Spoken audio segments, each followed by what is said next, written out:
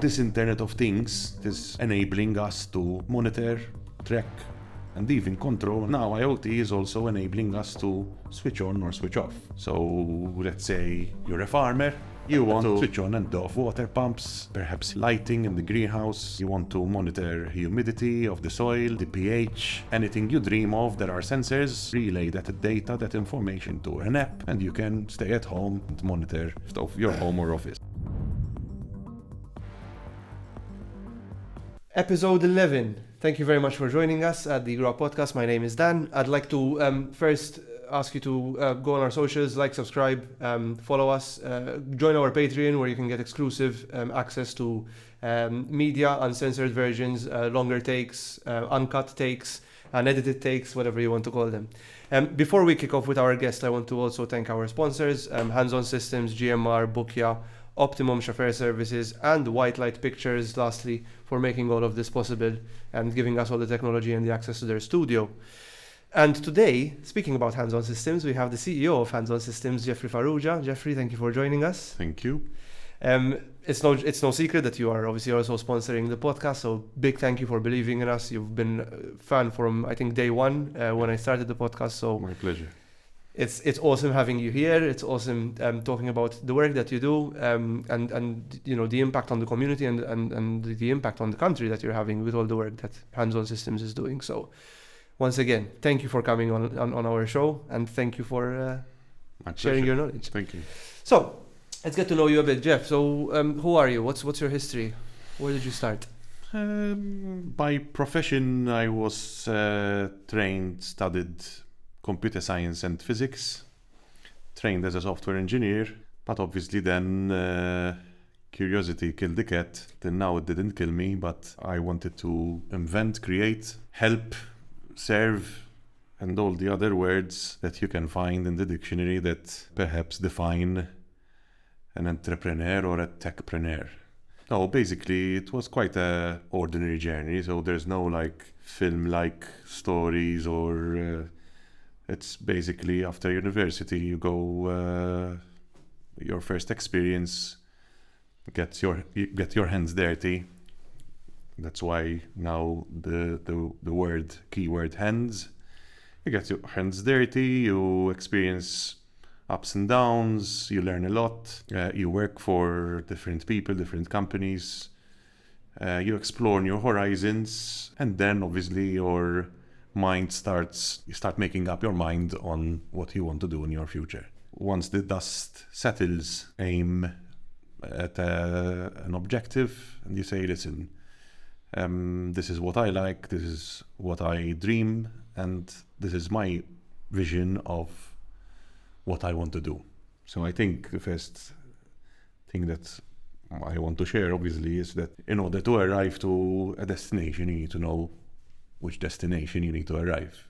I mean, it's useless doing something without any targets, objectives, or end destination. I had my fair share of employments in the IT industry. Firstly, from a software development engineering side, then into IT administration, IT management, but always in the realm of technology. And then obviously I started tinkering, the word, with new tech, with GPS systems, with tracking technologies. And obviously I started also testing the market by introducing ideas, prototypes. And then when you start seeing traction, and when you start seeing that, listen, hey, this is not just an idea, but this could really grow into a possibly global thing, then obviously you start taking things more seriously, and you say, hey, this is something that I need to dedicate my life to, and you obviously then untie yourself from many other things, distractions and commitments, and by time you start focusing more on what you really want to achieve. So in a nutshell, I think if I had to summarize 30 years of career and business setup, etc., that would be it. You called, I remember in one of our previous conversations, you called Entrepreneurship of Vocation. And I think you didn't use that term lightly in terms of it being a vocation. So why is it a vocation for you? I think like anything else, like any other discipline, activity, fitness, if you want to be really good at something, you need to dedicate your life to it. Usually vocation is used more for religious or spiritual, like the Shaolin monk, like he decides to wear orange all his life. Shave his head. We're already there, me and you. Yes, we don't need. So even I have this orange as well. We're halfway there. But somehow there's beauty in dedicating your life to something, whatever it is. And obviously trying to excel in it. One of the criticisms I used to have when I was young was that I am a bit of a jack of all trades, because literally I used to like and have fun and interest myself in practically everything. One of my first jobs was working with a magazine distribution company. And obviously one of the, let's say, eye-openers was that since you have access to all the magazines that are distributed in Malta, then basically you have the opportunity to learn, research and read about practically everything. From fishing to sports to Land Rovers to classic cars to military to hobbies, whatever. Interior design, science, economics. And obviously you start opening and it's like the famous visual when you discover the world, It's like when you're young, if you are like me, you get fascinated by knowledge, by science, by learning something new. Then obviously that is the time when you need to, like, they say that when you're young, your brain is more fertile. You can learn and absorb more quickly. Mm-hmm.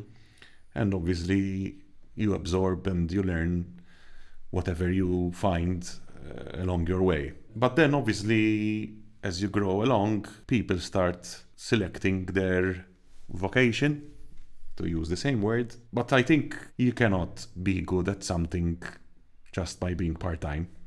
Just to relate to another hobby and pastime I had, is music, in order for you to be a really good musician, you cannot, just practice music when you have free time or in the weekends or at night in the evening with your bandmates in the garage, if you really want to really make it, And unfortunately in Malta, there aren't much, let's say, hobbies or pastimes that you can really turn into a profession, right? Mm-hmm. It's hard. It's very challenging. We're small, top heavy. So in the musical industry, in the artistic industry, we lack that professionalism, although there are some people who are really, really pushing it. But let's face it, I don't know of a musician or artist at this moment that he's maybe in the top 10 or on the MTV, I mean, maybe some people made it, but it's hard. I mean, this is like even in business, we have advantages and disadvantages of being in Malta, but in business, you don't have that exposure and that market outreach that you have if you are born in, say, UK. Yeah. So yes, I think whatever you do and in whatever country you're born, whatever region and part of the world you are, if you really want to excel in it, I believe a lot in this vocation, whereby somehow you need to decide where to dedicate most of your life to. And you have to also be able to make sacrifices, in the sense that, like any other vocation, just fully commit to it, right? In religion. Now, I think there was this discussion if priests should get married or not.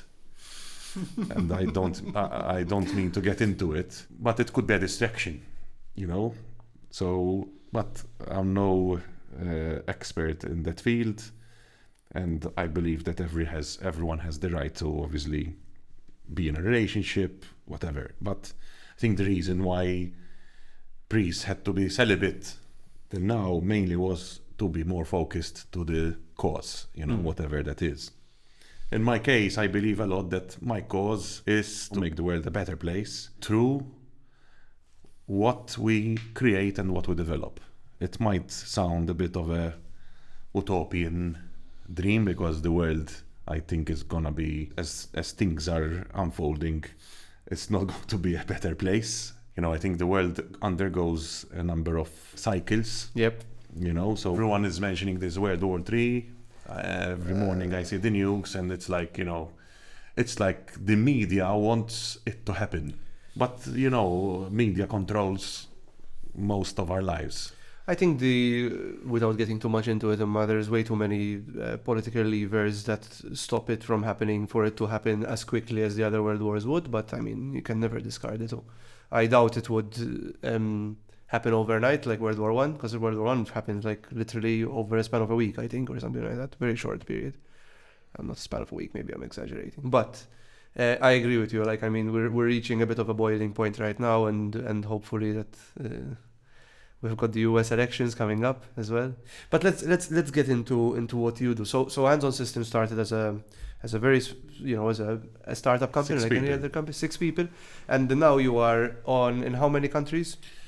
So with our boots on the ground, to remain on the theme of military, we have around 5 offices. We're also thinking of setting up now another office this year. The idea is, so it all started because obviously we wanted to go global, mainly because one, we started seeing that, listen, the market is small and we were practically saturating our own market.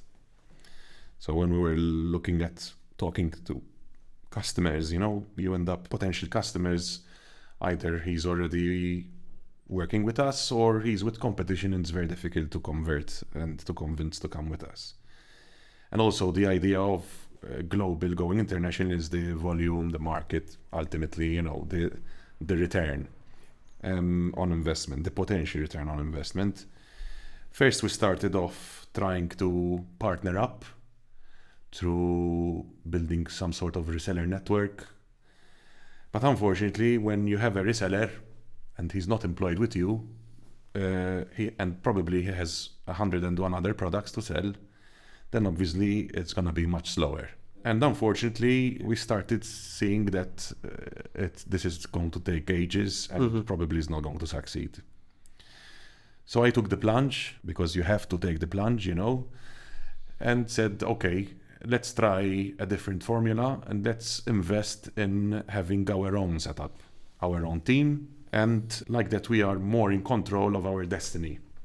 Because unlike having a reseller, if you have your own team, you can guide them and you can, Absolutely, exactly. impose or discuss certain targets. You can align them with the vision. Exactly. That's good. And obviously, I believe that when you have your own team as well, you have the chance to give a better service. And coming back to the same discussion of vocation, you'll have more of a dedicated team. It shows. I mean, we're winning a lot of clients over our competition because there's that personal touch. They're meeting with the company, not with a reseller of the product. Yeah.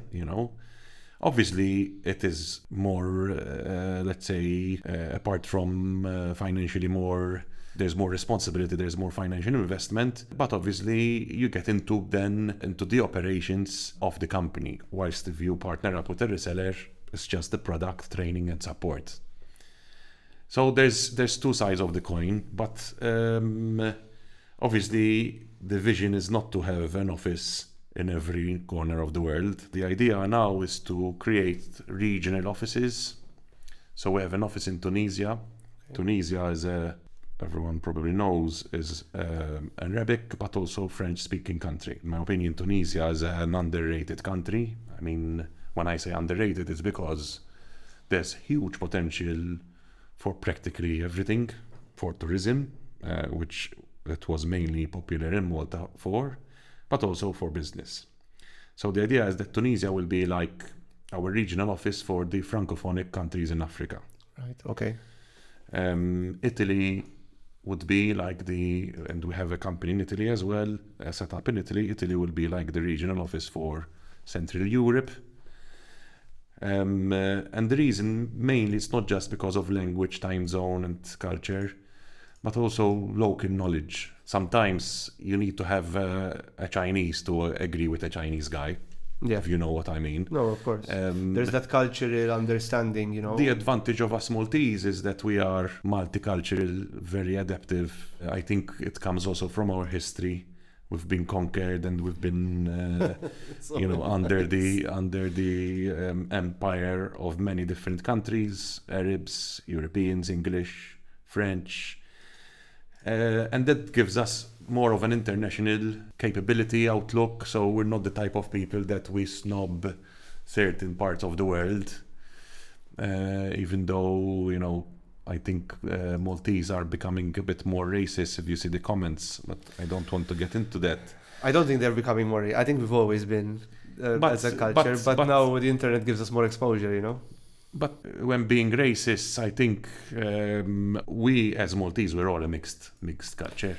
We don't have any right. I mean, some Maltese look more like North Africans. Dark. Some Maltese look like Nordics, Germans, Italian. I don't know how I look like, but, some people think I'm German or American. You can pull off a German look, I think. Yes, right. The idea is,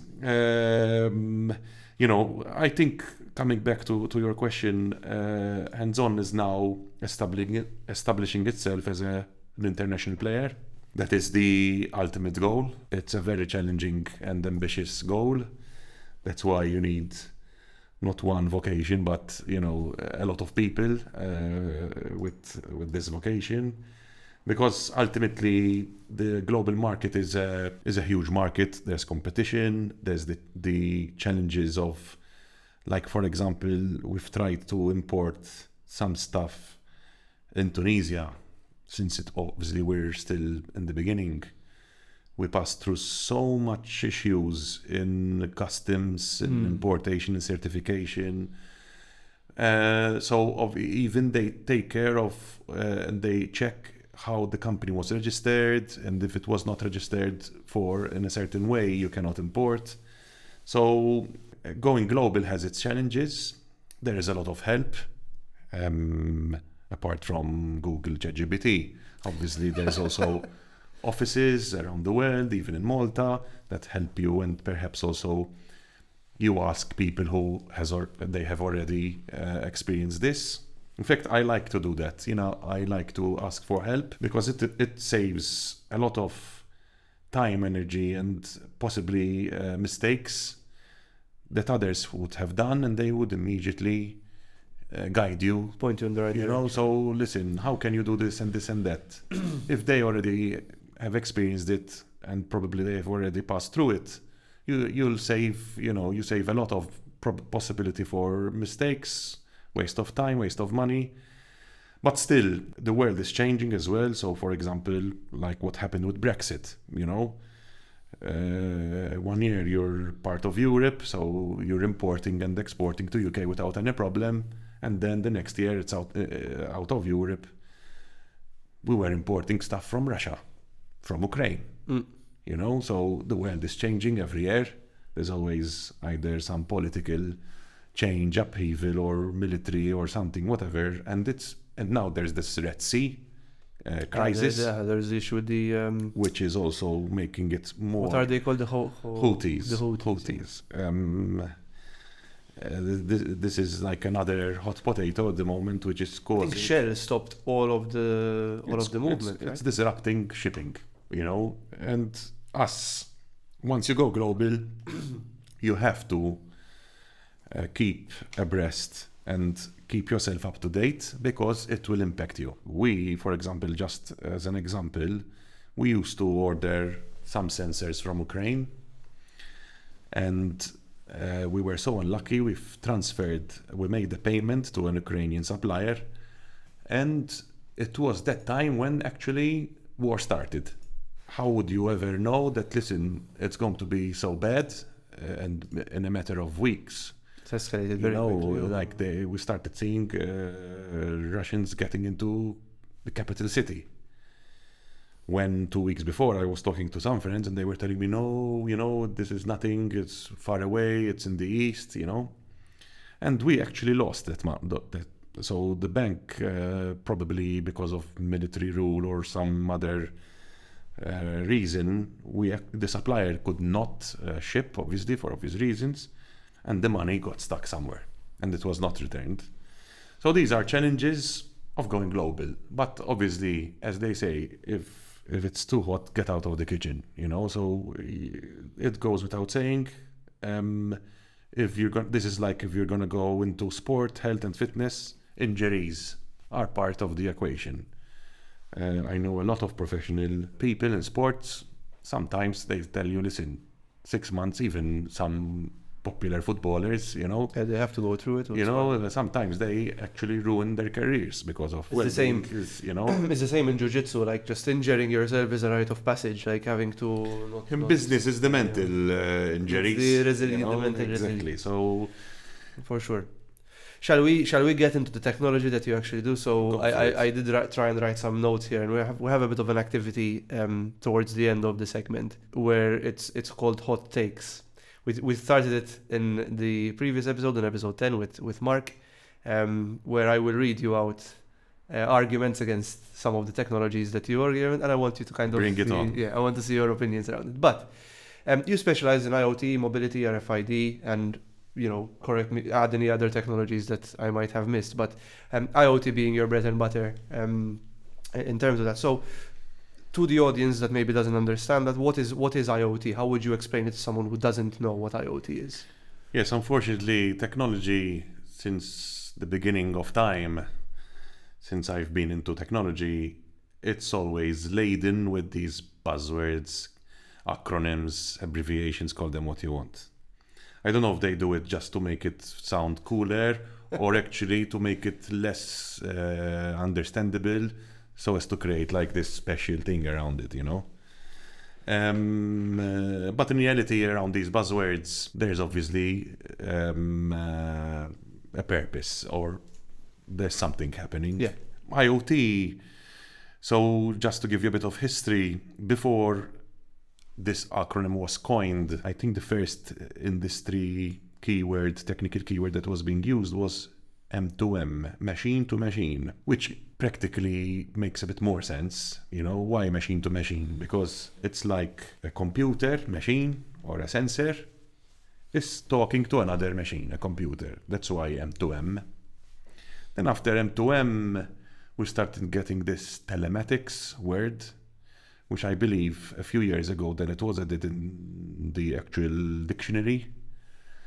Because telematics, it's basically, there's tele, so some sort of communication like telephone, and matics, information. So the transmission, telematics is basically the transmission of data from point A to point B. And now to make it cooler, like AI and like blockchain, to make it cooler, now we have formed this IoT. Actually, I don't know who actually, what is the authority or who's the authority that comes up with these acronyms. Kevin Ashton.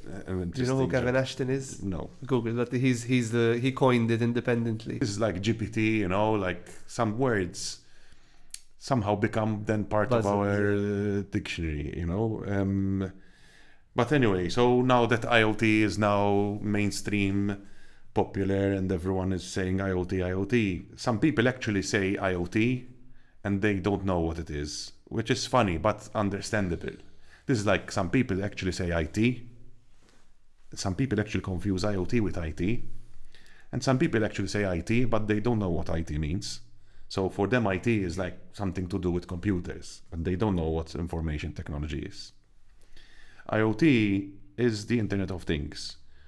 Well, if you actually dissect the three-word keyword, it's basically internet, so somehow there's some connectivity involved, and things. This is where people get confused. Things, what are things? We like to define things as assets. So the Internet of Things is basically the technology, the ability that through technology you can track, measure, monitor, and even control things, which we actually like to use assets. So imagine your fridge at home, imagine your car. These are all things.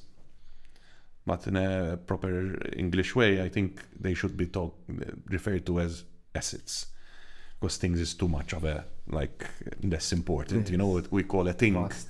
You know, something which is not that important. Assets, something important. It's an asset. So we like to refer to things as assets. And basically IoT is the whole domain, the whole, let's say, realm around the tracking, the monitoring, the remote sensing of assets through sensors. Some people are also confusing IoT, which is a very huge domain. There's a lot of then verticals in IoT itself. This is like AI. There's a lot. AI, you have neural networks, you have genetic algorithms, you have fuzzy logic, it's all AI. Now there's this GPT, language modeling, anyway, you can keep on going on. But IoT is also very vast, and in every industry and every sector, there is special technology, particular technology that is used in that sector. Other buzzwords around IoT, we're hearing about Smart City 4.0 now, or 2.0. Sometimes we add the version and just to make it interesting. This is like in military. I see that he's smiling because he has the same opinion about these things. In military, I like to follow some military tech as well. In military fighters, this is one of my side hobbies. You get the first, the second, the third, the fourth generation, the fifth generation, now the sixth generation fighter, you know. If you remember, there was this Pentium 1, Pentium 2, Pentium 3. I think it's a way of creating new interest, you know, revive something.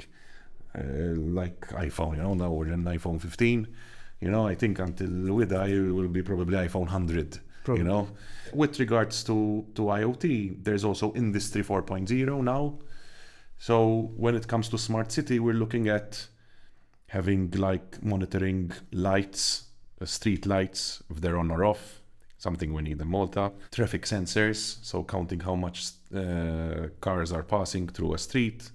Parking sensors, so as to see if parking is available or not. Waste level sensing, to see if a skip or a waste bin needs to be emptied or not.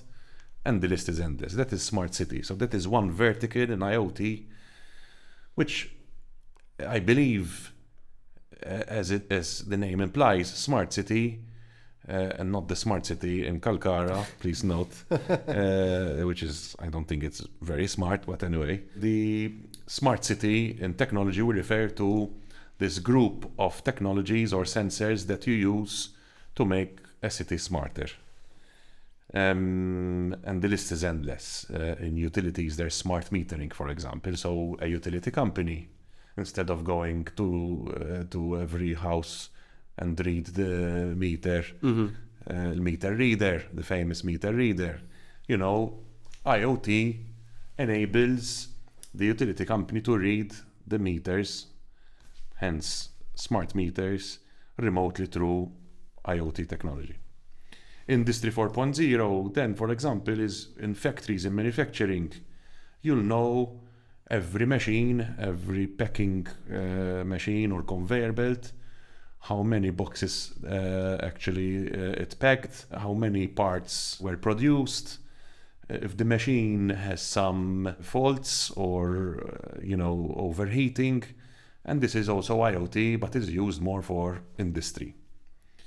There's also mobility, where we're specialized a lot in, where obviously you have fleets, taxis, car rentals, car sharing, bike sharing, you have various fleets, construction, where they also need IoT to monitor. Imagine even sometimes in our lives having 2 things, 3 things, you'll know where you've placed them. But then when you start having the keys, the credit cards, the phone, the tablet, the laptop, so imagine a business having a lot of assets, a lot of people, a lot of equipment, assets as well. Exactly. And literally, we talk with customers every day. They literally lose track because they either use a but obviously the log is not live, you're depending on what people are telling you. Mm-hmm. And also you can make mistakes, you can forget to update. Imagine having hundreds, if not thousands of assets running around the world and you don't have a clue where they are. So this Internet of Things is basically that technology that is enabling us to monitor, track, and even control. When I say control, it means that it's not just reading where it is or what's happening, but now IoT is also enabling us to switch on or switch off. Okay. So let's say you're a farmer, and instead of suffering in the sun, my life is potato, you want to switch on and off water pumps, perhaps heating in the greenhouse, lighting in the greenhouse.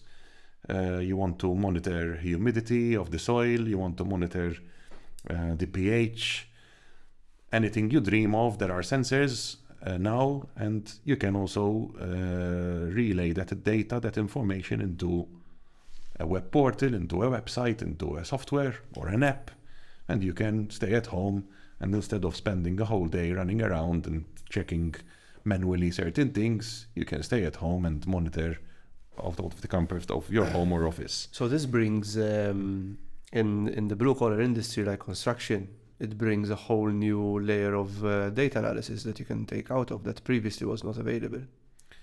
This brings me back to the vision of our company and also my vocation. Not all technology actually changes lives or changes our lives to the better. And the reason why I got married to this technology, and I'm dedicating my life to this technology, because there is a true benefit which is tangible. It's not like other technology that is being used maybe just to entertain. This really solves problems, and this is what makes me wake up in the morning and say, hey, it's another day, let's do this. Something to clarify is that then there is this what is called IOT Network, which in the technical, let's say, space, there are then various types of IoT networks, which are basically networks that can be used to transmit data. So technically, you can still have IoT with a wired internet, but instead of sending data through a wireless, you're sending it through wired. But then you can use the mobile phone network. And now we're seeing, for the last few years, the evolution and development of networks which have been specifically designed to transmit data from things, assets. You have networks like Sigfox, which is a proprietary network, narrowband IoT, LoRaWAN, and all these networks have their pros and cons. We're embracing a lot LoRaWAN technology because we believe that it is the most open and the most available network in terms of sensors, in terms of gateways, in terms of technology. So it's mass adopted. It's mass adopted. Sigfox is very vendor specific, and narrowband IoT usually is coming from the telecom industry, from the actual mobile phone operator, because it's integrated within his infrastructure. LoRaWAN, the idea is it's more like of a DIY, do-it-yourself kind of thing, whereby you can literally, it's unlicensed, so you're using the 868 megahertz frequency, and you can basically set up your own private network and transmit and receive data over this network. What's interesting as well is that this LoRaWAN technology is also used on the battlefield, where if the general or the commander wants to know where his assets, where his soldiers are, or platoon or tankers or whatever, because obviously mobile phone network is not always available, or it's usually jammed or destroyed, they're actually setting up a LoRaWAN network on the battlefield to receive live information from these assets. So they take like a portable antenna, I would imagine. So yeah, definitely they would have a command station with a large antenna, which will transmit and receive IoT signals. I mention military a lot because although it's not a nice thing, because ultimately wars was never nice, but you have to appreciate that technology depends a lot on military or on wars itself. Most of the technology that we use and we take for granted today, radar, internet, DARPA, microwave, so in the morning we use the microwave maybe to heat something, or in the evening. But we don't know that actually microwave was invented because of war, during war. Internet, something that we take for granted, like we take for granted electricity and water. Internet was invented mainly to spy over the Atlantic Ocean and to detect submarines in the ocean and during Cold War. So yes, even the computer technologies like progressed much faster because of a need of life and death situation. Turing, no? So for encryption, Turing, it's obviously a really good technology because it's mass adopted now. In terms of, as I mentioned before, like the blue collar industry, for example, and companies with massive fleets like freight companies, taxi companies. So why would a fleet company use a cab company use IoT rather than just have the driver there with their own phone with their GPS on, for example? So what's the difference? Very good. So that this technology is on the right track, not just because it's being mass adopted, but the manufacturers of different types of assets are now from factory integrating these technologies. And I'll give you an example. Tools and equipment. So some popular, let's say, mainstream manufacturers, big brands, are actually now integrating this technology or some sort of IoT technology in the tool itself. Okay. So do a barcode 100 years ago, 80 years ago, I don't know when actually it became standard. We believe that in the next 10 years, IoT will actually become pretty much out of the box standard. All you need is to choose your supplier, or you choose your browser, or you choose your email provider or email client. And then obviously you would be able to, for example, know where your tools are, for those people even who are self-employed or photographers or videographers.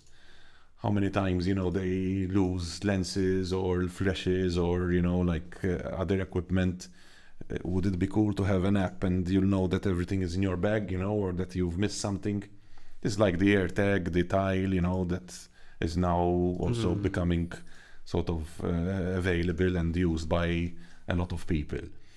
The reason why it remains relevant, and this is a question that we get a lot from customers. Why shouldn't we track our drivers using a mobile phone app? The reason is very simple.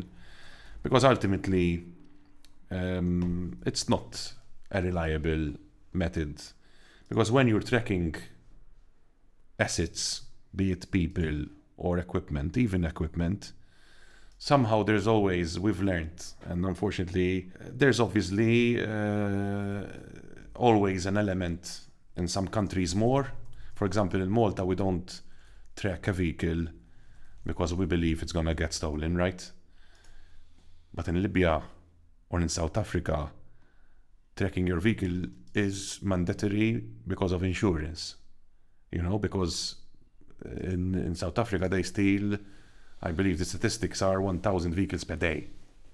It's crazy, eh? So, but this is how then the globalization then changes the perception and the needs, and also perhaps the adaptation of the product itself.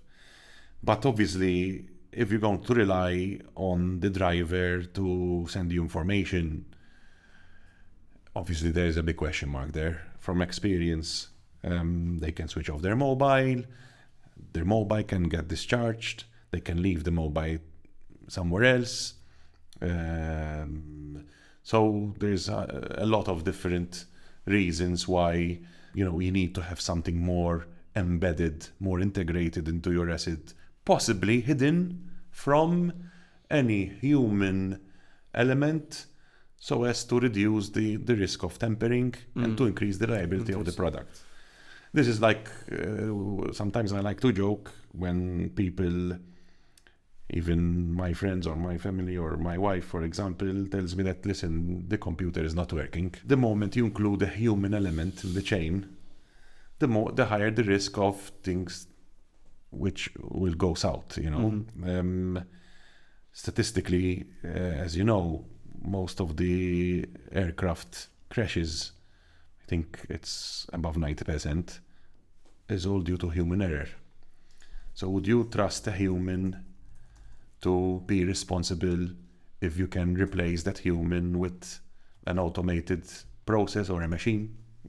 There's this interesting debate going on if actually machines will take over humanity, like Matrix kind of stuff. Or Terminator. Yes, Elon Musk, I think in one of his interviews, he said that humanity must be afraid of, what's coming, because robots will actually take over, I think, without getting into the ethics of it and into the relevance and if it's actually going to happen or not, I think like any other technology in the past, when someone invented the revolver or the knife, there was always the good, let's say, side of it.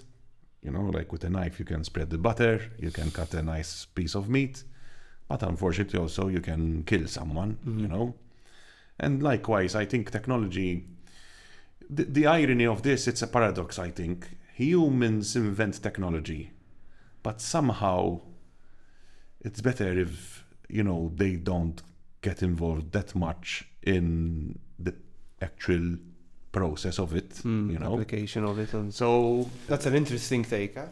And I think that's why humans invented technology in the first place, so that they can relieve themselves out of the tedious aspect of performing or doing something, right? So before, when computers were still in the beginning, you had to clean up your hard disk, this cleanup, antivirus, run defrag, Today, at least on my Mac, without promoting any brand, I don't give a damn, it's all done probably by itself.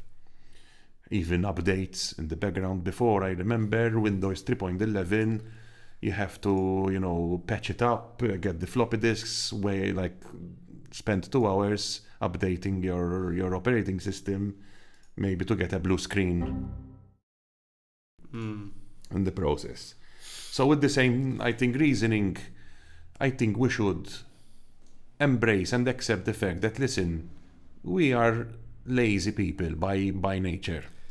I think or so too. Rather than lazy, maybe we get bored too quickly of repetitive tasks. But however, we invented something which can be better than us. And should we be afraid of it? I think if we are the designers and the creators of something, I don't think we should be afraid of something that we are creating. Is there a risk that it will take over or that something goes wrong? Definitely. Like anything else that was invented, which can be considered as technology. I think when it comes to technology, no, ideally, as much as possible, you try and avoid as much as possible human dependency. I like the statement of that we are inherently a lazy species, because I think so. I think we're so collectively we're creative, right? So when we reach a certain level of commodity, and you see it throughout history, the levels of creativity increase, and you can tell how developed a country is usually because of how the art scene and the music scene is developed. That's how it's not just black and white, but that's usually one of the litmus tests of a well-developed civilization, which is its artistic and its contribution towards to the arts. So I think we reach a certain point where we get too bored, and then we need to make the next step. AI, for example, from a use case standpoint, is the next step for just people to stop doing the tedious tasks of thinking about how to formulate a paragraph, or thinking about how many points there are in a particular topic. But then, and I think we discussed it in the last episode as well, in terms of AI, for example, you still need the human creativity to talk about the detail, because then AI will get you to a certain point, but then the human touch is still required. So I think with telematics or with IoT, it's probably going to be the same, right? We'll reach a point where it gets very developed, it becomes embedded in devices, and as much as possible, yes, humans should stay out of it, not to damage it, etc. But it's just going to keep developing and developing. I think one question I had about the tools. So do I have to change the battery in my hammer every 30 days? No. So in fact, one of the advantages of IoT, and that's why they continued to develop and research and adapt the, let's say, transmission technology or the type of frequency used to transmit data, was because whilst a mobile phone network is still very good to pass data, but in terms of radio technology, without getting into a lot of scientific knowledge, but the transmitter and the receiver requires more wattage, therefore more energy, to transmit that data. This is all about physics, about electromagnetic waves. And the mobile phone network was not invented or created to transmit small amounts of data. It was invented mainly to transmit voice, and then to transmit huge bandwidths, huge amounts of data with large bandwidths like video, audio, streaming. Whilst when you are talking about Internet of Things, you really don't need that size of a huge bandwidth. Actually, you want the ability to send small amounts of data with the smallest amount of energy. So that, as you're saying, the sensor can consume less energy, and therefore, without having the inconvenience to change the battery, you could leave a sensor for even 5 to 7 years. So technically, you can have a sensor lying in the road, reporting some sort of data, temperature, traffic, parking, availability, and that battery will give you even up to 7 years without changing it. So this is quite a game changer in the industry of remote sensing. One of the biggest challenges before was the actual power consumption. You have to either change battery, or do a solar power, or actually physically wire and find an electrical supply. Imagine installing parking sensors in the street, and you have to pass a wire from one sensor and the other. So you have to drill, the whole street, and you have to obviously more cost, more inconvenience, more hassle. With a parking sensor, with an IoT parking sensor, you have a battery there. It's autonomous, and it's going to keep on reporting availability for the next. So I guess it's more sustainable. It's a greener version of technology. Rather than just greener, I think it's more practical and easier to adopt and to implement. Because before, one of the things, even I've been in this industry for now almost 20 years. And before, I remember we tried to achieve the same thing that we achieve now with ease. So we had this project whereby we had to measure the level of LPG gas from tanks around Malta and Gozo. Since there was not an IoT network or IoT technology available, imagine an LPG tank in a parking lot where there's no power. So you have to pass a 100-meter electrical cable from the nearest power outlet. So that's already a hassle. Then you have to find a way how to install the sensor on the tank, in a safe manner. Because even electricity creates its own health and safety, because it can spark, it can cause, Of course. So nowadays, the main difference is that you can just plug and play a sensor It has its own battery. It's going to give you 3 to 4 years at least. It's going to transmit data on a regular basis over this IoT network. And it's more of a fire and forget kind of thing to remain on the military. I like that term. Fire and forget.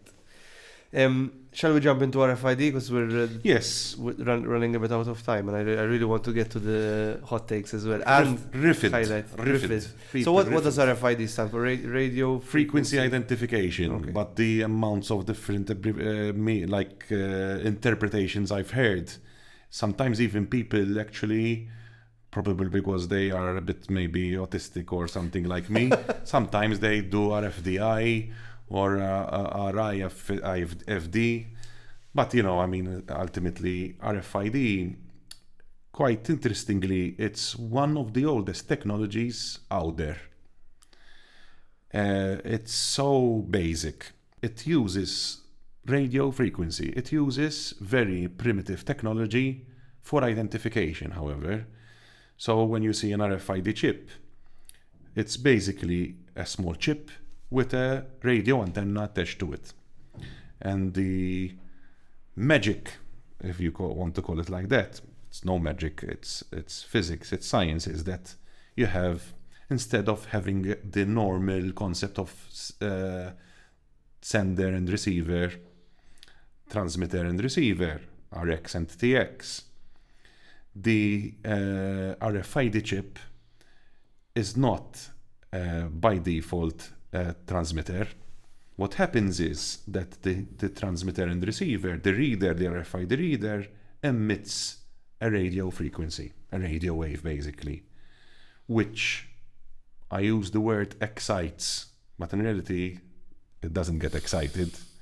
But in physics, exciting means that you're basically vibrating the radio antenna so as it can bounce back the identification on the chip.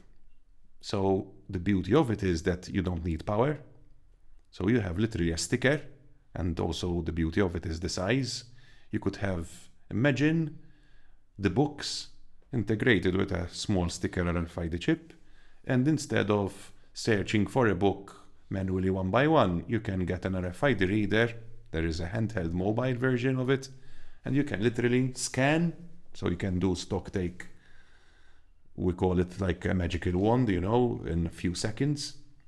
And you can also search for a book, because what's happening is the reader is transmitting a radio wave looking for a particular identification number, basically. And the closer it gets to that chip with that identification number, it is identifying that it is closer, usually through the signal strength. And what we do is usually we create like a beep sound, which is like cold and hot kind of thing, to indicate to the user that he is close to that asset. Okay. But RFID, the applications are infinite. So practically most of the laptops that we're buying have RFID chips in them, and they are used for quality control. So in the production line, before they get packed and shipped, they check that the laptop has the hard disk, the memory, and every part has an RFID chip on it, and it is used for quality control. We've implemented RFID in everything you can imagine. So can you talk about a particular, like maybe yes, what's one the of biggest the RFID? So to keep with the vocation and to keep with the mission to actually improve lives and to actually make the world a better place, one of the latest and greatest projects was to use RFID to track livestock. Okay. So that your piece of meat that you're eating, there's some sort of traceability, which traceability means quality control. So we chip the cattle, the various livestock that obviously eventually gets in your plate. For those vegetarians and vegans, I'm terribly sorry. Unlucky. But maybe you can fast forward this part, but I respect them fully. No, for sure. Because I have more to eat. No. But so in reality, at an early stage, almost at birth, livestock gets chipped. For example, cattle, they get chipped. We put a chip with their ear. It's like George Michael version, you know. And then we track the life movement evolution from farm to the actual abattoir, to the place where it gets slaughtered.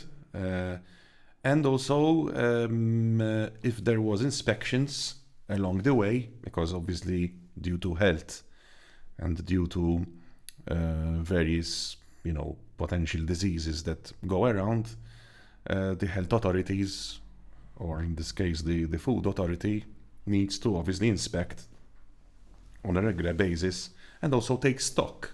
So imagine you have 100 cattle and you have to count one by one, and maybe, you know, one escapes, the other one hides around the corner, the other one is doing its own thing with the other cattle, and obviously you have to keep track manually. RFID solves that problem because in few seconds you can literally go on a farm or go in a shed, depending on where the cattle is being raised, and you just literally scan. And the good thing is that RFID gives you also the ability to what we call bulk scan. So on the contrary, unlike our barcode, where you need to scan one by one and you need to have line of sight, because it's an optical technology. Mm-hmm. It's basically identifying the number of lines like a QR code. RFID, no. RFID, you can have literally 1,000 RFID chips on a desk, and in 1-2 seconds I can scan them all like that. So imagine, for example, laundry.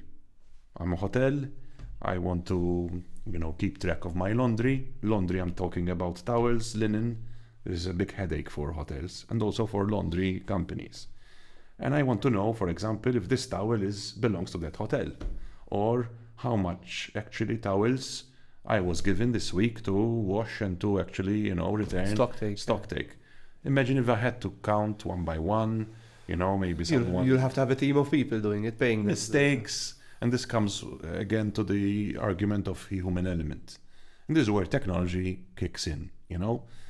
Humans get bored, make mistakes, maybe they receive a phone call, they're worried, they're sick, you know.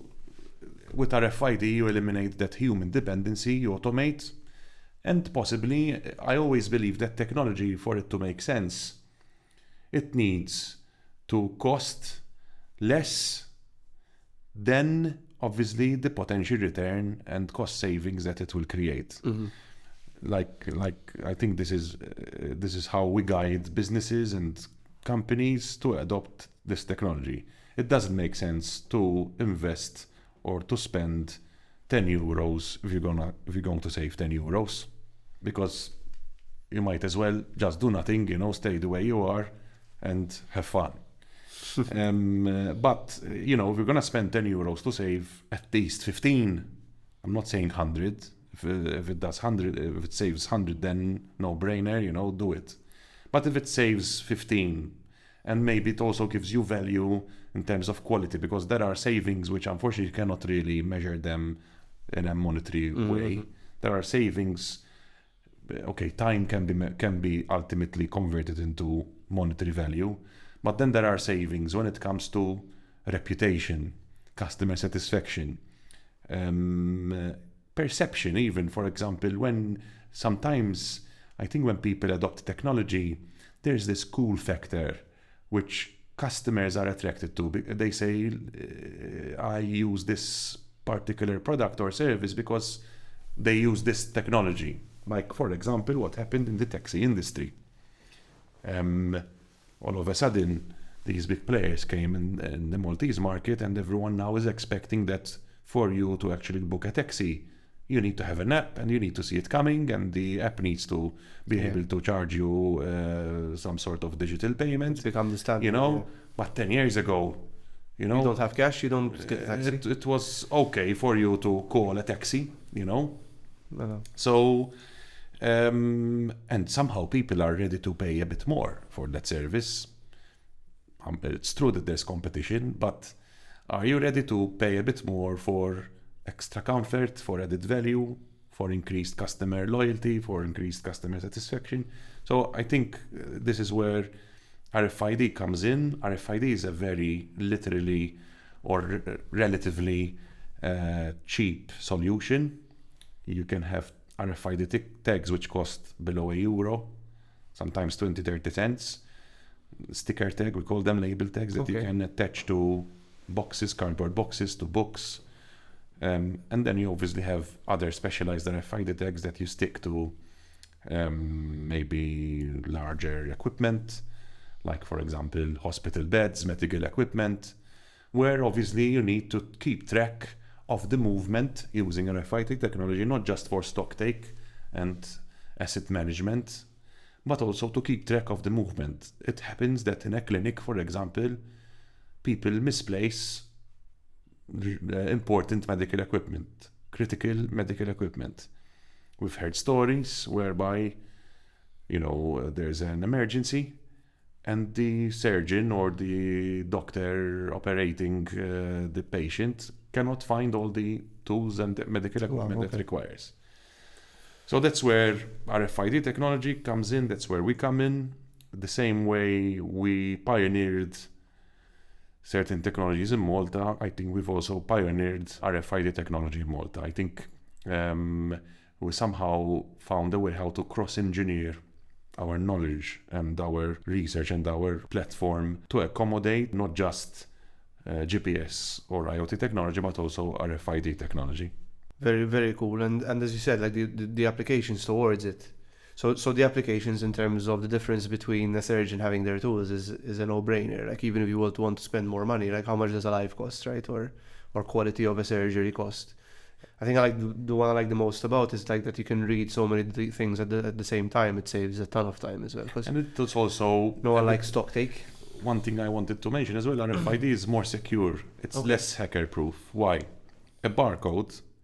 So sometimes people don't think about these things, but a barcode or a QR code, if I want to really hack the barcode, I take a photo of the barcode and I scan the photo of the barcode. It easily is copied. RFID, it's hard to copy because it's not a visual optical thing. You cannot take a photo. You need special equipment to actually read the RFID identification of that chip. So when it comes to also, for example, we're seeing big brands whereby they want to make sure that the product is not copied, and they need to verify the authenticity. So you buy a premium watch, these big brands, Patek Philippe or whatever, without mentioning a lot of names. How can you know if it's a genuine copy or not? And what they're doing is they're actually embedding RFID chip in the watch, and so as to, if you go to a dealer or you go to an agent, he can verify that it's actually true origin, right? It's not copied. So the applications are endless, honestly. We can stay till tomorrow. Do you want? No, let's not do that. Because I'm gonna get hungry in about an hour. Okay. It's dinner time soon.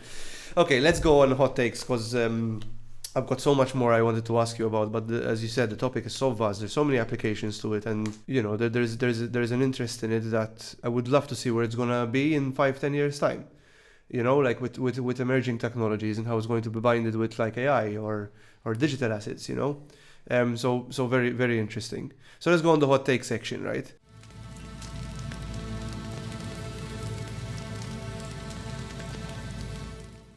Well, so let's go through them. So I'm gonna maybe do probably 2 or 3, but quick fire round kind of in a way. So, all right. So I asked ChatGPT, right? This is a ChatGPT because I tried to Google it, but I wasn't sure if it was correct or not. So them give me arguments against IoT, right? So what are the arguments against IoT?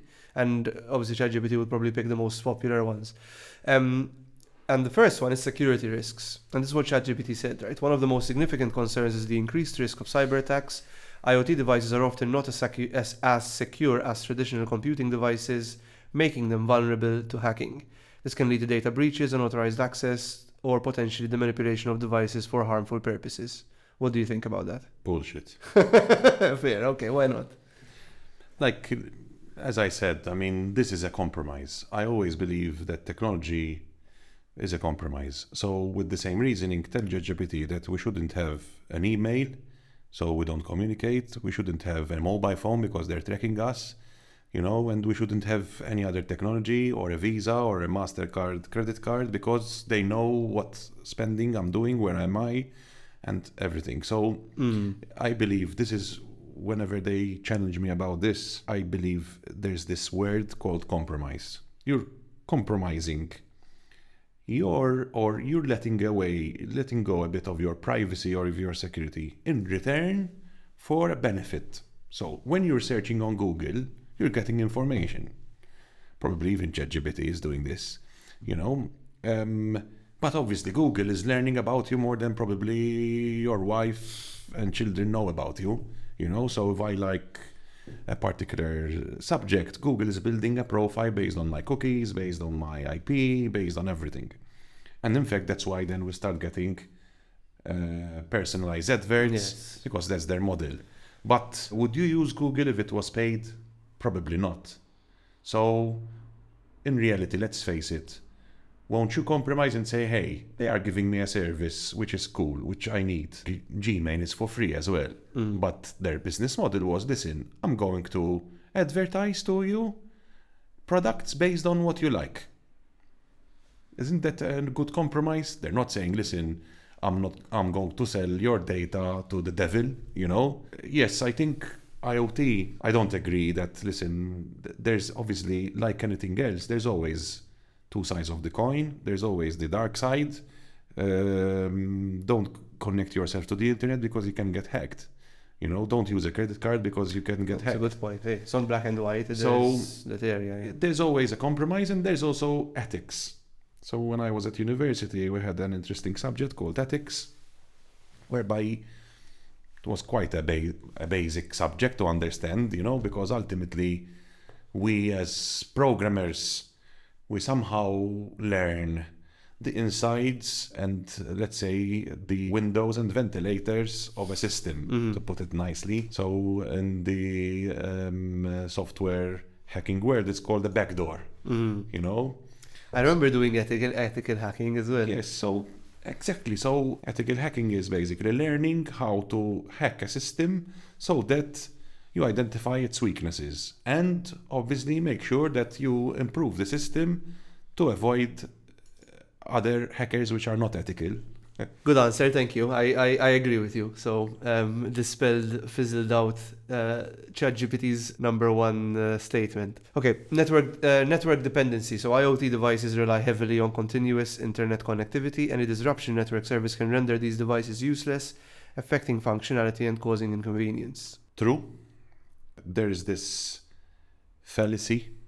I believe there's also someone also came up with a theory that we believe that internet is available everywhere, or it's not.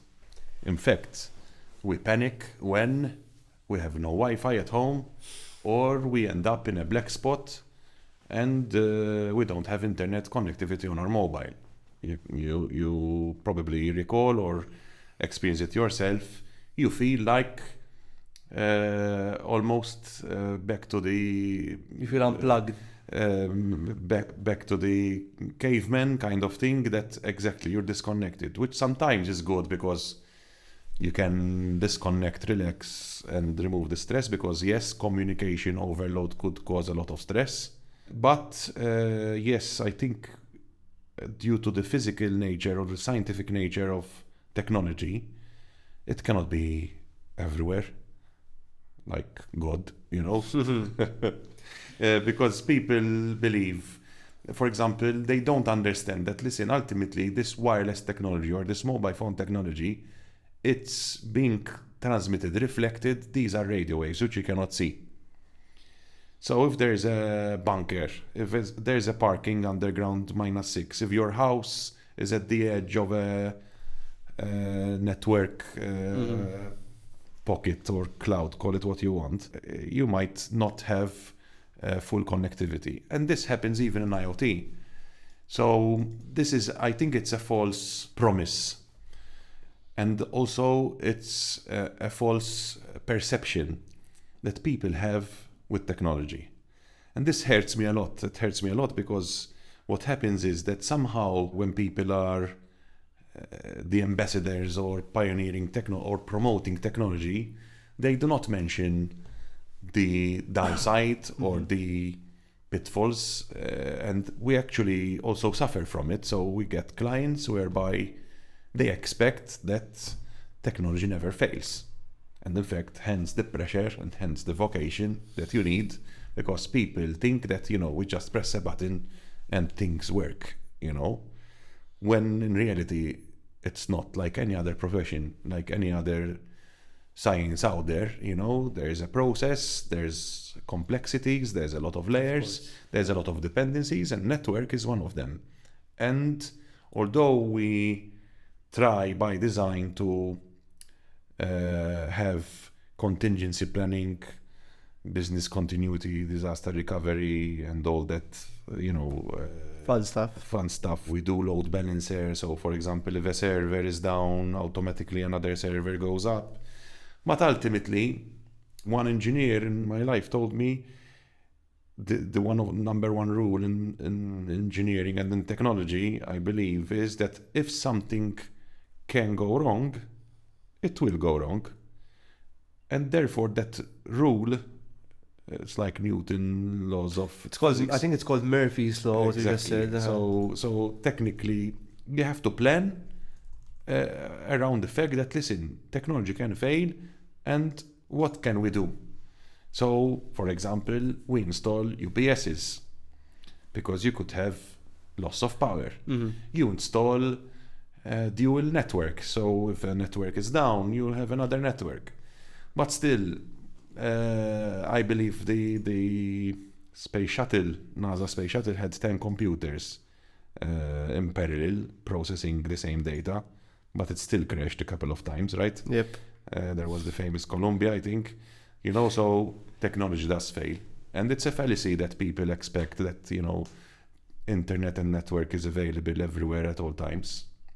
I think we've become too accustomed to it, as in not too accustomed, dependent. Too dependent and used to it. And people who aren't into tech, take it for granted until it's not there. Because then when it's not, then internet's gone like, but it's just like electricity these days. It's no longer a luxury. I don't think internet's a luxury anymore. I think it's a necessity. Internet is as important as electricity, probably. Nowadays, it's a utility. But 10 years ago, it wasn't. You could still go about your day to day, but these days, like, internet is just part of your day to day. The first thing internet is becoming also a human right. They've been fighting for it for a while. United Nations or some sort of that. Listen, it's as much as it is your right to have water, food, electricity.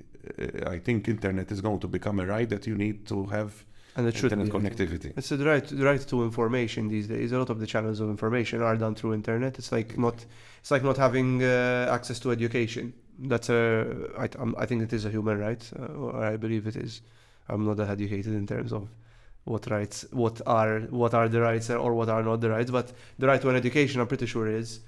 Internet's the same, right? Nowadays, even kids get educated through the day-to-day use of the internet and all the information that flows through it. But no, really good chat. I think we should close the segment. We thought it was very, very, very interesting listening to you. I've not talked much this podcast. Usually I'm quite talkative. No, but it's because you were talking about an interesting topic, and it's obvious that you love this technology with all your being. It is your life. So good luck to you. I'm sure you're doing well, and I'm sure you'll do well in the future as well. But I have two questions for you. The first one is what's next for Handson? So you talked about LoRaWAN, right? So what's happening in that space? So this is a big question. Obviously, we have big plans.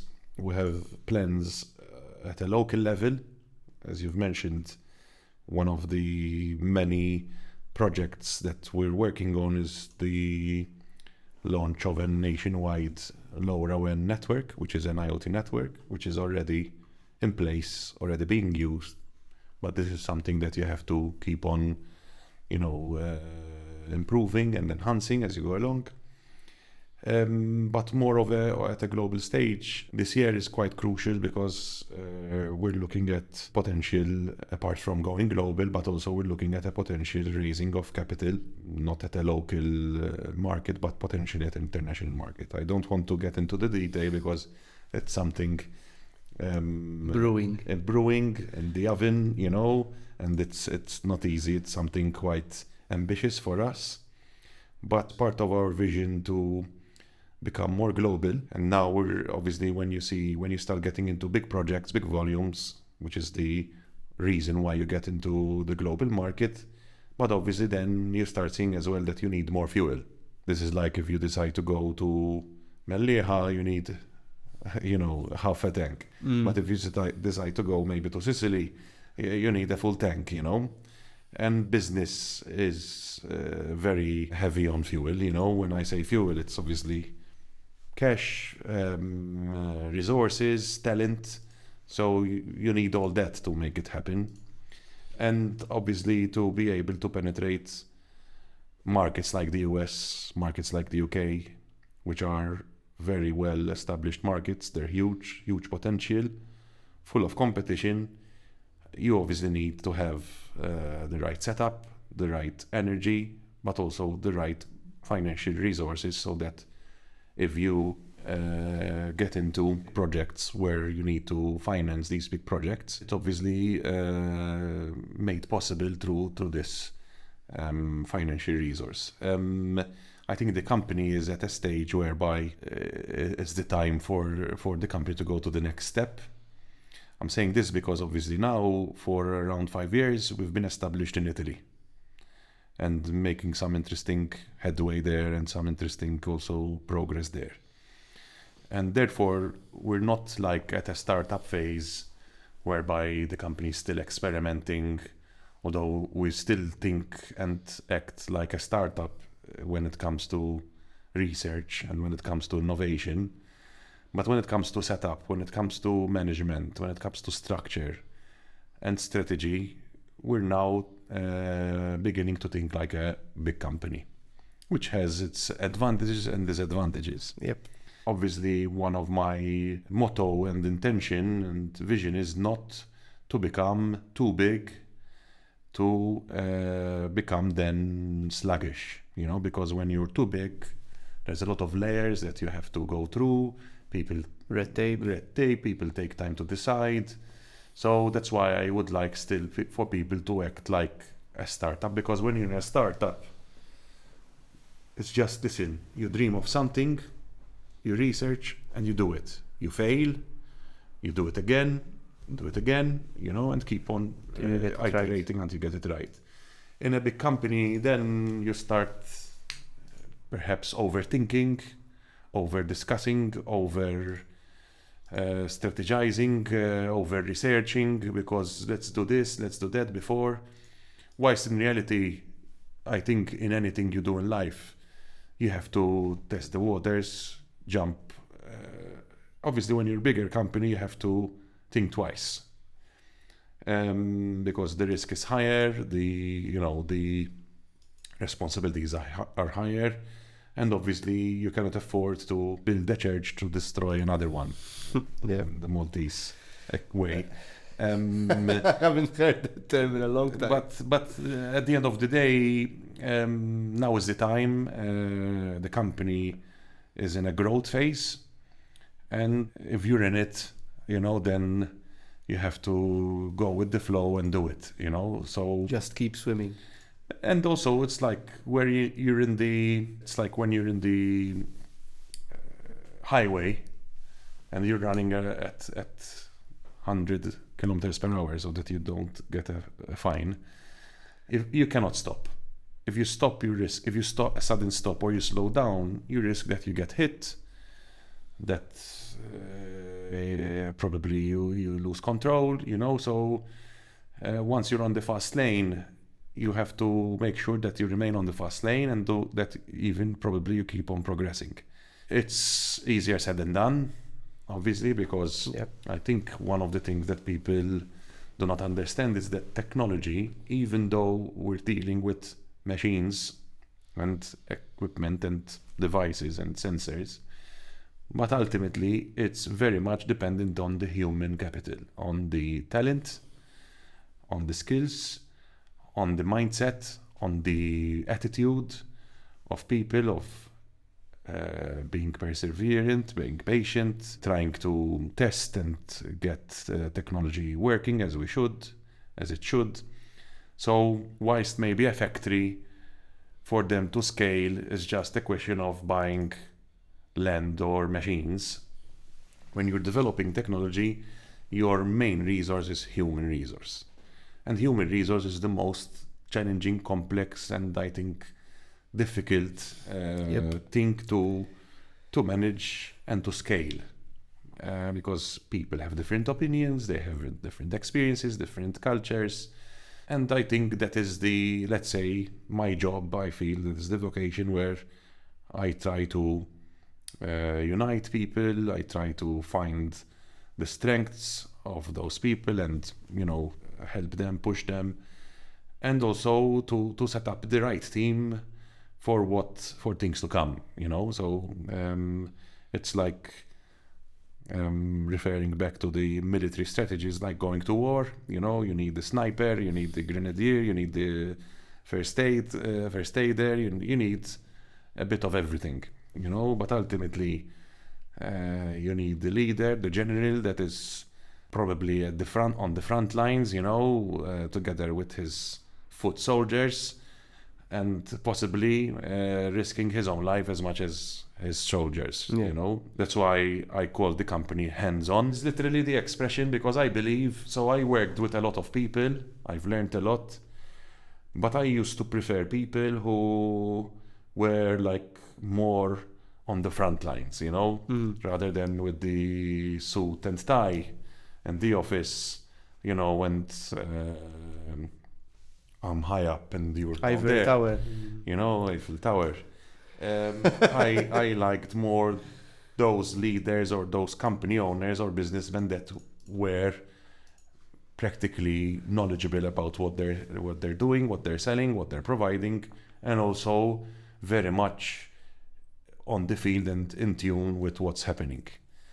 This is like, I don't believe, with all respect to all my colleagues, I don't believe, this is maybe a bit of a poke to politicians, but I don't believe a lawyer can be good to manage potential country. I mean, you study law, you don't study management, you don't study politics in the first place, you don't study economics. You need to be technical to manage a company. I cannot believe and I cannot imagine myself managing a company, and even myself, I struggle in certain aspects, and I try to tool myself up to catch up and to be knowledgeable, so that when I come to decide, at least I have some background knowledge. So how can you manage a team, a company, or sell or provide something if you don't have technical knowledge in that area? There were some exceptions.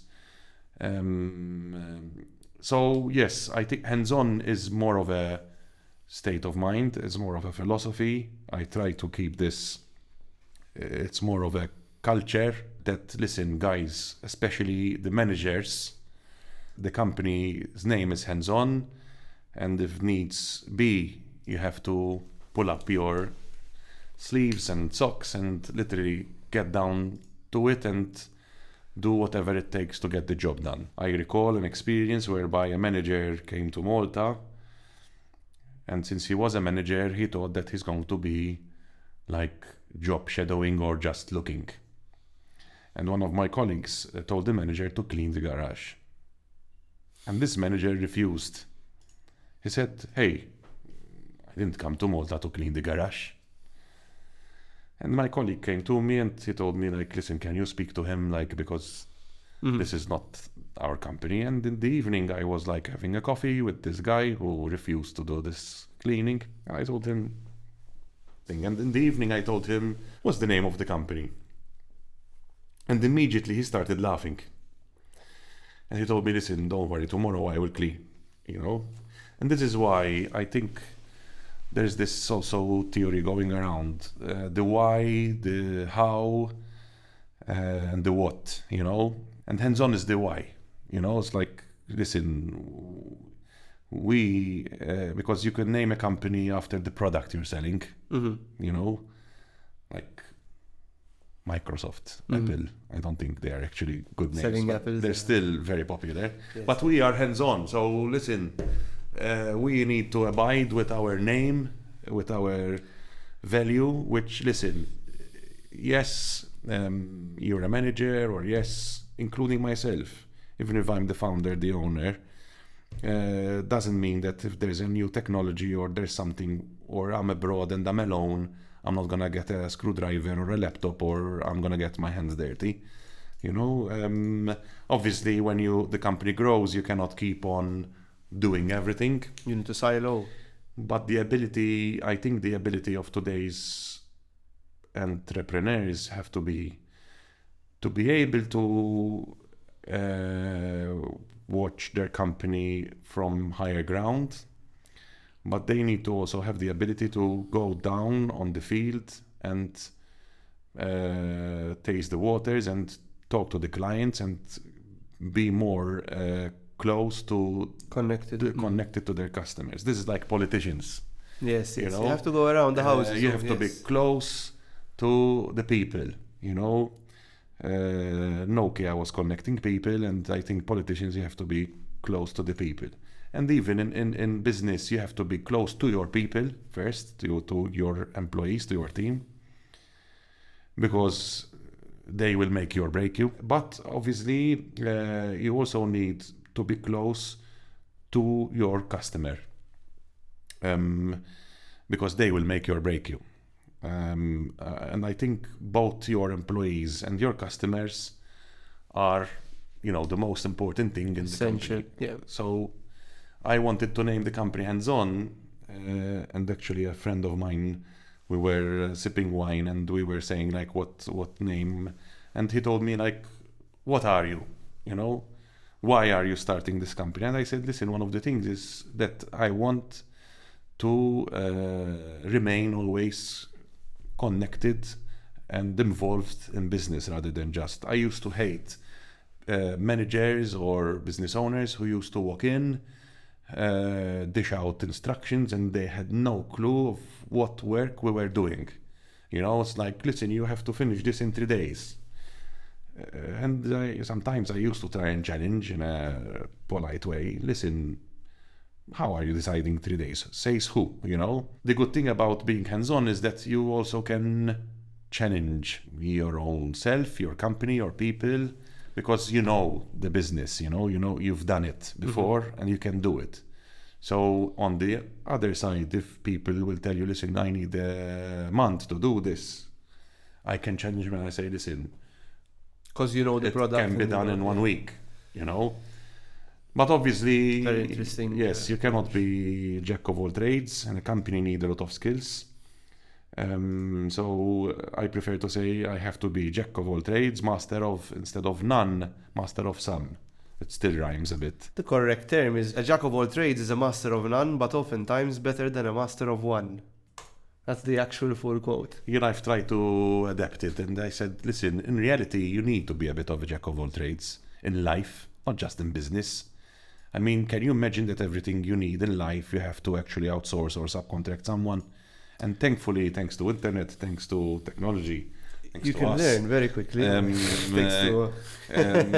You can now do certain things yourself. I think in this day and age, it's a strength to be a generalist. You don't need to be and I think it's very hard to be not to be a generalist. Like, you need to be really have your blinkers on to not be